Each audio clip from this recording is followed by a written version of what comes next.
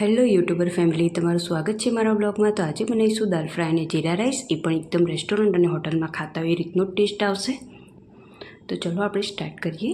દાલ fry બનાવવા માટે મેં અહીંયા 1 વાડકી તુવરની દાળ લીધી છે અને એની જ વાડકીથી 1.5 વાડકી મેં મગની મોગર દાળ લીધી છે। આ બંને દાળને આપણે પહેલાં 2-3 પાણીએ ધોઈ દઈશું અને આને બાફવા માટે મૂકવાની છે પહેલાં।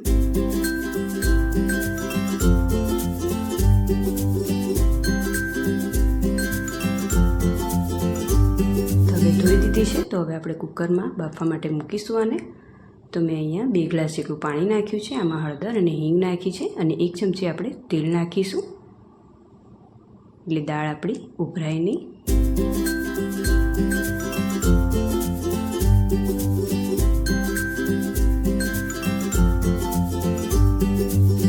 દાળ બફાય ત્યાં સુધી આપણે જીરા રાઈસની તૈયારી કરીશું। તો અહીંયા 2 નાની વાડકી મેં ચોખા લઈ લીધા છે। ચોખાને 2-3 પાણી હું ધોઈ દઈશ પહેલાં, અને મેં પલાળીને નથી રાખ્યા। આપણે આમાં પલાળીને રાખવાની જરૂર નહીં પડે। તો તમે જે રેગ્યુલર ભાત ખાતા હોય એ ભાતનો પણ આમાં ઉપયોગ કરી શકો છો। આમાં કોઈ મેં સ્પેશિયલ ચોખાનો ઉપયોગ નથી કર્યો। તો એ કઢાઈ મૂકી દીધી છે, એમાં 2 ચમચી ઘી નાખ્યું છે અને 2 ચમચી તેલનો ઉપયોગ કરું છું હું વઘાર માટે। તો આને ગરમ થવા દઈશું આપણે।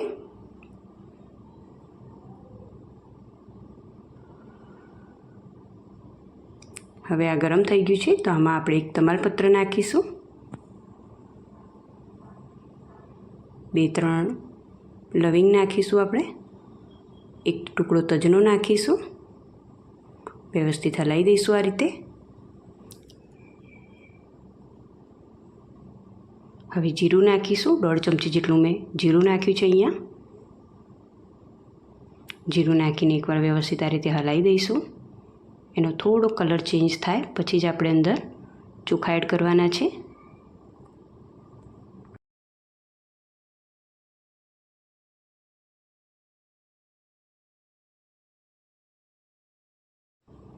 હવે અંદર ચોખા એડ કરીશું।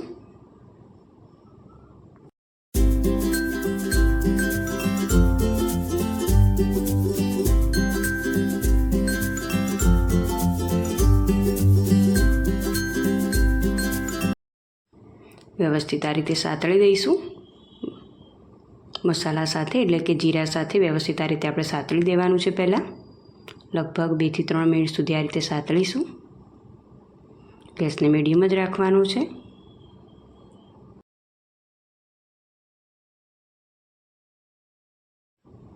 બે નાની વાડકી મેં અહીંયા ભાતનો ઉપયોગ કર્યો હતો, એટલે કે ચોખાનો ઉપયોગ કર્યો હતો। તો એની સામે મોટા 2 ગ્લાસ ભરીને હું અહીંયા પાણી નાખીશ।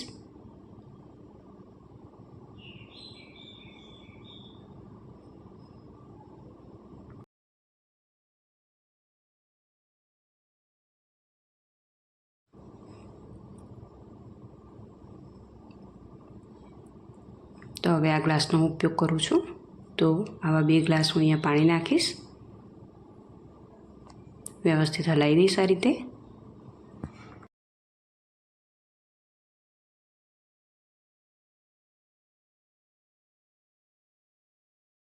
સ્વાદ પ્રમાણે મીઠું નાખીશું,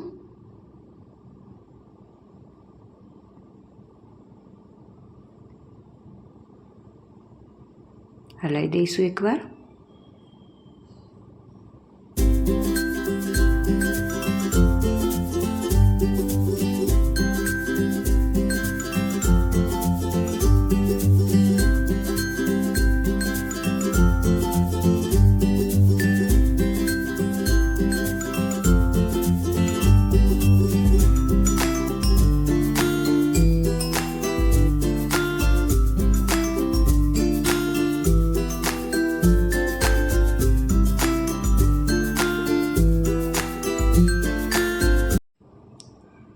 હવે ઢાંકી દઈશું આને, ગેસને મીડિયમ જ રાખવાનો છે અને આખું ઢાંકણું ફૂલ કવર નથી કરવાનું, આ રીતે ખુલ્લું રાખવાનું, થોડું વચ્ચે વચ્ચે ચેક પણ કરતા રહીશું।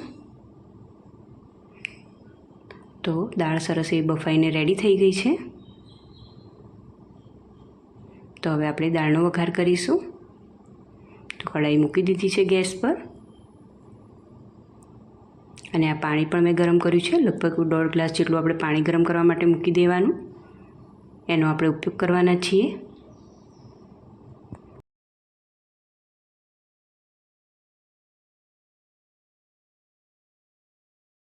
લગભગ 3 થી 4 ચમચી જેટલું મેં તેલ મૂકી દીધું છે. તેલને ગરમ થવા દઈશું.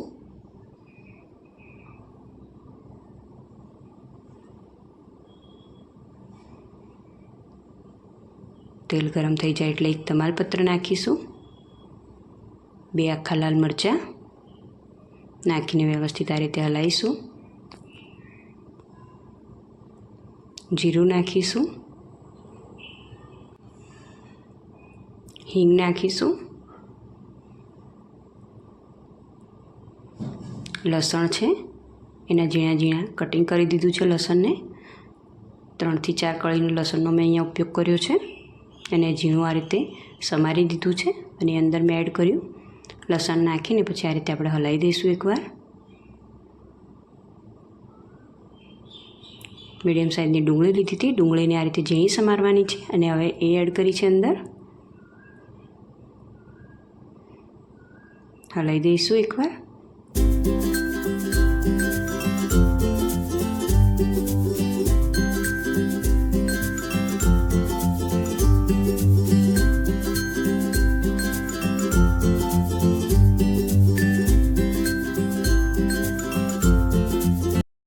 મીડિયમ સાઇઝનું ટામેટું લીધું હતું, એ પણ ઝીણું સમારી દેવાનું છે અને આ રીતે અંદર એડ કરી દેવાનું.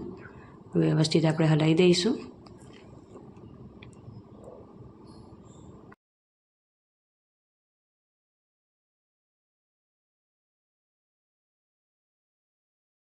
મીઠું નાખીશું. હલાવી દઈશું એકવાર વ્યવસ્થિત.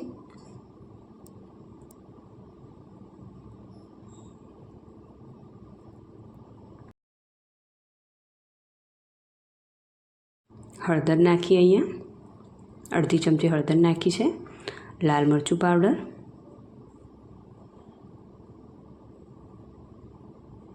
હલાવી દઈશું.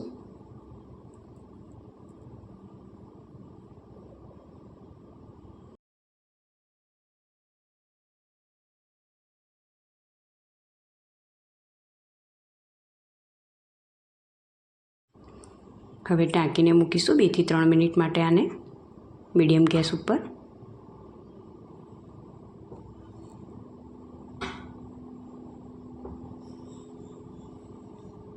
તો હવે એકવાર ફરી હલાવી દઈશું.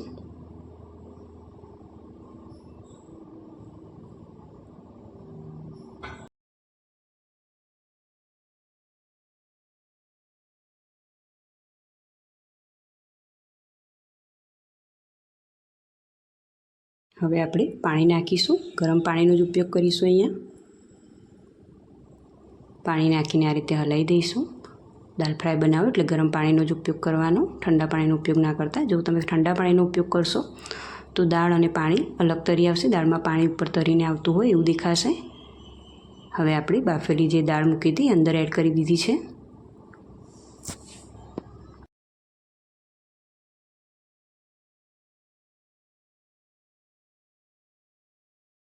એકવાર વ્યવસ્થિત હલાવી દઈશું આ રીતે.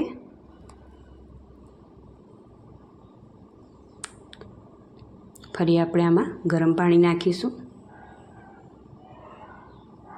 આ દાળને બહુ પતલી નહીં કરી દેવાની, થોડી થીક જ રાખવાની, તો જ ખાવાની મજા આવશે. દાળ ફ્રાય ને જીરા રાઈસ એકવાર આપણે આ રીતે હલાવી દઈશું.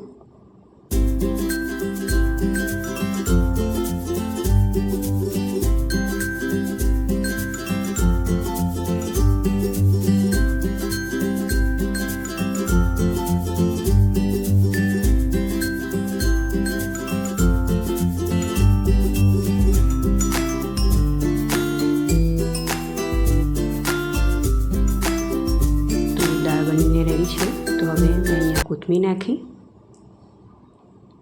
કોથમીર નાખીને એકવાર હલાવી દઈશું આ રીતે.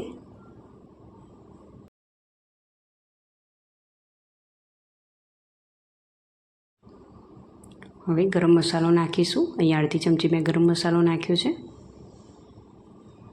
દાળ બની જાય એટલે લાસ્ટમાં જ ગરમ મસાલો નાખવાનો. એકવાર હલાવી દઈશું આ રીતે.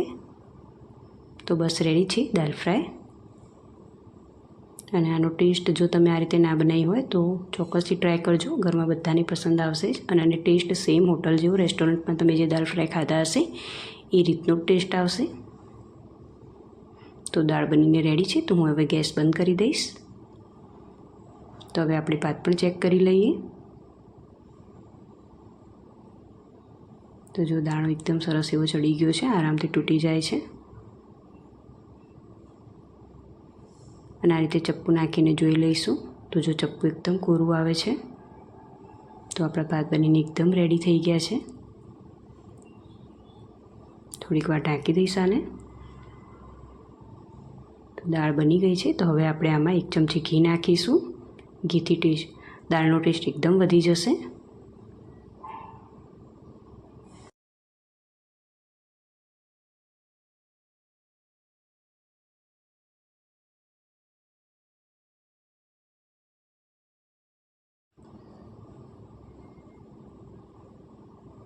તો અહીંયા ભાત પણ બનીને રેડી થઈ ગયા છે.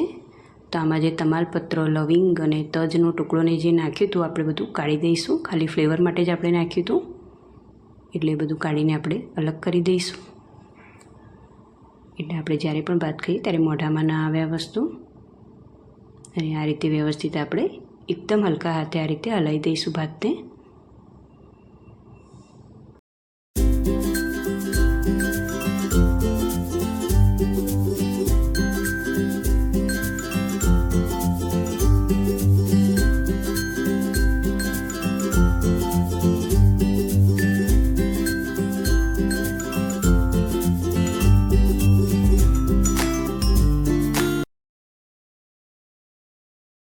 થોડા નોર્મલ ઠંડા થાય એટલે હવે આપણે ઉપર એમાં કોથમીર નાખીશું.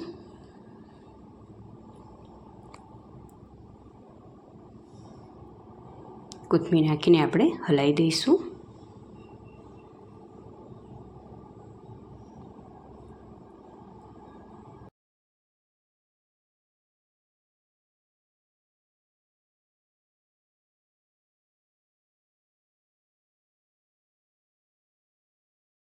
તો બસ જીરા રાઈસ પણ બનીને રેડી થઈ ગયા છે.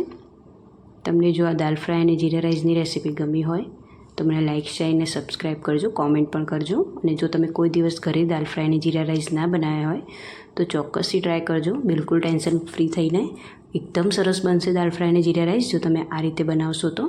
અને એકદમ સરળ રીત છે આ રહી. તમારે જ્યારે પણ બનાવવાની ઈચ્છા હોય તમે આ રીતે બનાવી શકો છો ઘરે જ. અને હોટલ જેવો સ્વાદ તમે ઘરે જ બનાવીને ખાઈ શકો છો. અને ખાવામાં સેમ રેસ્ટોરન્ટમાં ખાતા હોય એ રીતના જ લાગશે. તો ચલો મળીએ એક નવા વિડીયોમાં. ત્યાં સુધી આવજો. જય શ્રી કૃષ્ણ.